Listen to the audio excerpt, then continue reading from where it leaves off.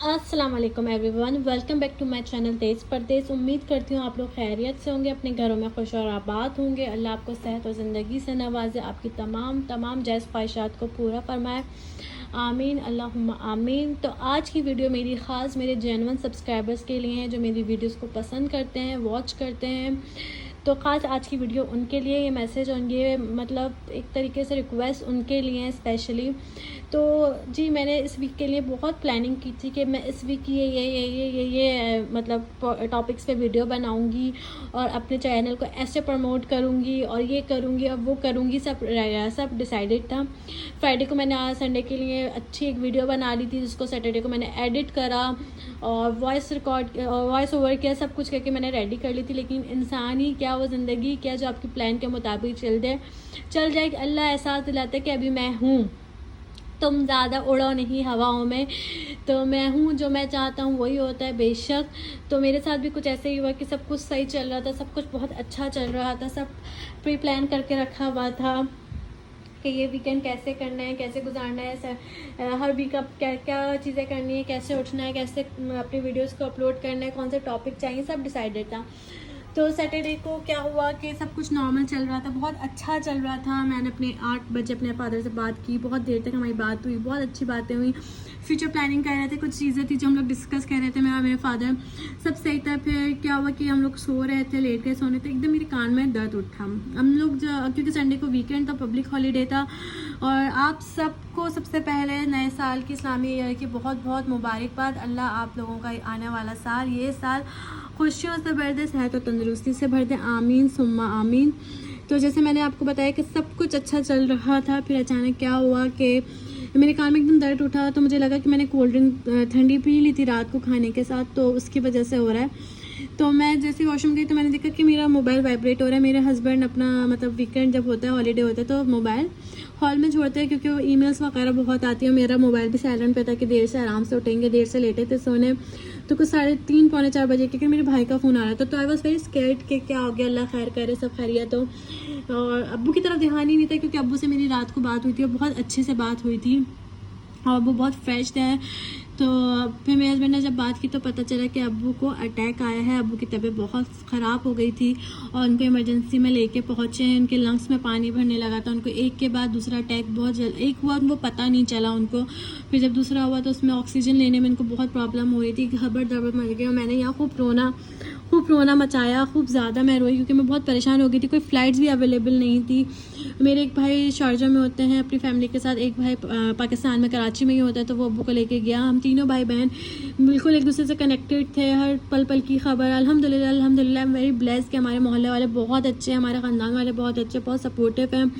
मेरे ताया के बेटे पहुंच गए फ़ौरन, के दूसरे ताया के बेटे और बहू पहुंच गए, मोहल्ले के भी लोग थे, मेरे भाई के फ्रेंड्स थे दोनों भाइयों के, तो बहुत सारे लोग उस वक्त उधर पहुंच गए क्योंकि अब्बू वॉज लाइक सबकी पसंदीदा शख्सियत हैं। तो एकदम से जब ये हुआ तो बहुत परेशानी रही, इसलिए मैं गायब थी आप लोगों के, मैंने इतने वीडियोस नहीं डाल पाई। और मैंने जबकि सब वीडियो बना के रखी, लेकिन वो कहते हैं ना कि आपने सोचा नहीं होता कभी जिस तरफ आपका जहन नहीं था। मेरे अब्बू माशाल्लाह एक्स्ट्रा एक्टिव हैं, मतलब हम में वो एनर्जी नहीं है जो मेरे अब्बू में है।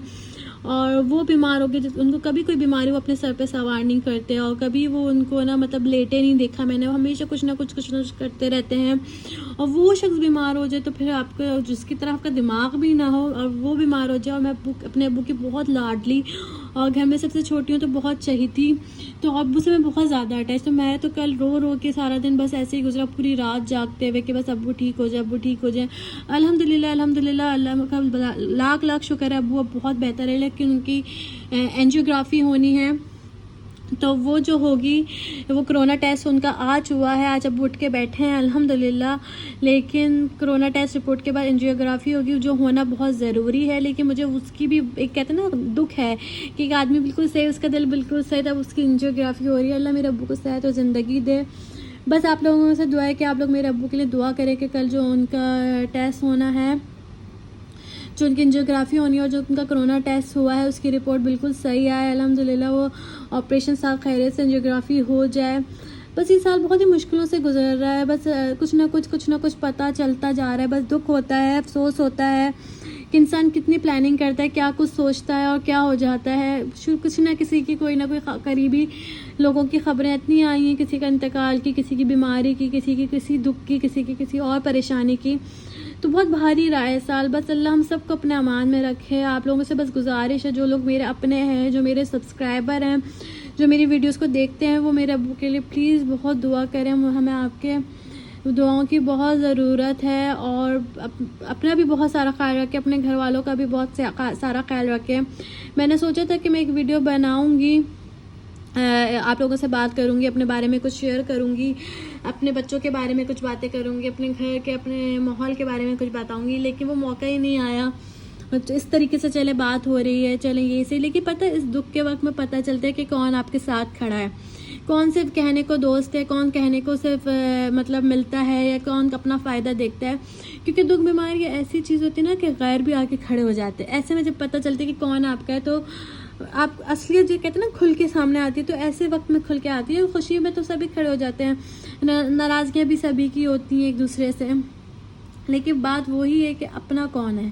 کچھ ایسے لوگ جن کو میں جانتی نہیں تھی، جن کو میں مطلب کبھی ملی نہیں تھی، یا جن کو میں اتنی ویلیو نہیں دیتی، ان لوگوں نے میرا بہت ساتھ دیا اس ٹائم پہ. ہر تھوڑی دیر بعد مجھے الگ سے میسج کر رہے تھے، مجھ سے باتیں کر رہے تھے، مجھے حوصلہ دے رہے تھے کہ ہم آ جاتے ہیں، یہ وہ. میرے والد کے لیے اتنا پڑھ رہے تھے. اور شاید کہتے ہیں نا کبھی کس کی کون سی گھڑی ہوتی ہے جس میں کسی کی دعا قبول ہو جاتی ہے. تو وہ ایسی گھڑی ہوگی کہ کسی کی دعا لگی. کہتے ہیں نا دوسروں کو بولنا چاہیے کہ ہمارے لیے دعا کریں. کیا پتہ کسی ہماری دعا، ہماری ضرورت کسی کی دعا کی محتاج ہو، کسی کے الفاظ کی محتاج ہو، کسی کی قبول کی گھڑی اس وقت چل رہی ہو. تو سب نے بہت دعا کی. الحمدللہ میرے ابو پہلے سے بہت بہت بہتر ہے، لیکن ابھی بھی ان کو آپ کی بہت دعاؤں کی ضرورت ہے. مجھے آپ لوگوں کی دعاؤں کی بہت ضرورت ہے. تو میرے والد کے لیے خاص دعا کریں کہ اللہ میرے والد کا سایہ میرے سر پہ ہمیشہ سلامت رکھے. آمین اللہم آمین. اور دوسرا یہ کہ بس مصروفیت رہی ہے. مصروفیت تو نہیں کہوں گی، پریشانی رہی ہے، لیکن اس کے ساتھ ساتھ روزمرہ کی زندگی بھی چلتی رہتی ہے، گھر کے کام وام تو وہ بھی ساتھ ساتھ ہو ہی رہے ہیں. تو میں نے کہا میں آپ لوگوں سے یہ بات شیئر کروں. میری فیملی کو، مجھ کو، میرے ابو کو خاص کر دعاؤں میں یاد رکھے کہ اللہ ان کو صحت مند کرے، اور وہ صحت اور زندگی کے ساتھ گھر واپس آئیں. کل ان کا جو انجیوگرافی ہونی ہے وہ ساتھ خیریت کے ہو.